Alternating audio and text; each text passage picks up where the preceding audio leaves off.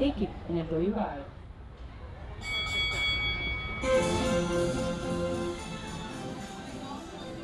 After a long-awaited buff and shine to these hand-carved, circulating steeds, It's even prettier than when I remembered it as a child. the iconic carousel on the National Mall in Washington that's charmed children for generations has reopened. I used to ride this as a kid, so this will be cool for them.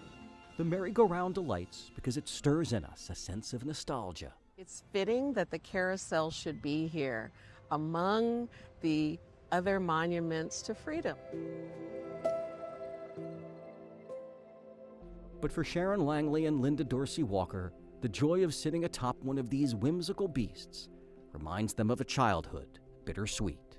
I took one look at the carousel and tears just poured out.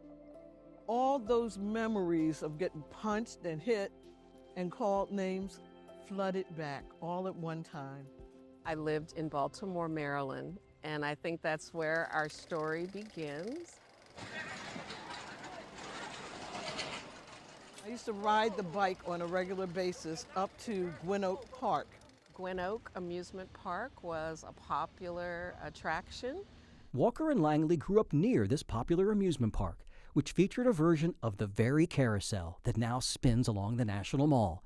But segregation prevented black children from entering Gwynn Oak Park. Soon after we moved to the community, and we were like, wow, we want to go into this park, it's so close by. And he said, no, Negro children are not welcome. For 10 years, they have been trying to desegregate this park, and nothing would work. Walker recalls that every time she and her black friends tried to get into the park, there was a heavy price to pay from neighborhood children who agreed with the park's whites-only admission policy. There were white kids that lived across the street. They beat us up, punched us in the face, kicked us to the ground, spat in our faces, called us all kinds of names, kicked our bikes, and we just ran crying. We weren't deterred. A group of black ministers heard about these children getting beat up, and they said, we need to do something about it. That's when the park erupted into a literal flashpoint for the civil rights movement in America. The arrest of hundreds of demonstrators seeking to break down the park's segregation lines gained national publicity. They were beat up, arrested, carried away. He was ordered to desegregate his park before the end of the summer. He chose quite deliberately August 28th because that would be the same day that a lot of those priests and rabbis and ministers would be here in D.C. On the very day the park desegregated, Martin Luther King Jr. uttered words now foundational to humanity. I have a dream. But what he forgot was those original annoying little children who were 9 and 10 and 12 and 11 years old would still show up. Free at last! Free at last!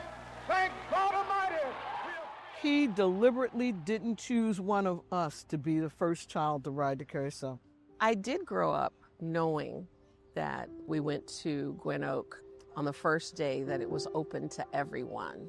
He saw a man carrying an 11-month-old baby who hadn't gotten beat up, hadn't gotten spat on, and hadn't caused him trouble. I actually really love the pictures of my dad and I together. I was very young. She got to make history, but have no memory of what preceded it. To my horse. As the first black person to ride this merry-go-round, Sharon Langley traveled to D.C. from her home in L.A. to celebrate the reopening of a carousel with a complex past.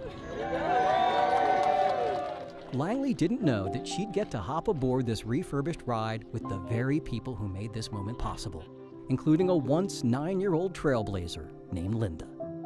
She's just meeting us, the children that brought it about today for the first time. We know that they were there. We know that their efforts are what opened the doors. But to meet them and to talk with them, I thought it was amazing. It's really important to realize that it really was not that long ago. It always takes a committed, caring group of people who want to help us progress as a community and a society. Years later, many other people benefit, and you hope that they remember the journey. I'm Jay Corey for 7 News.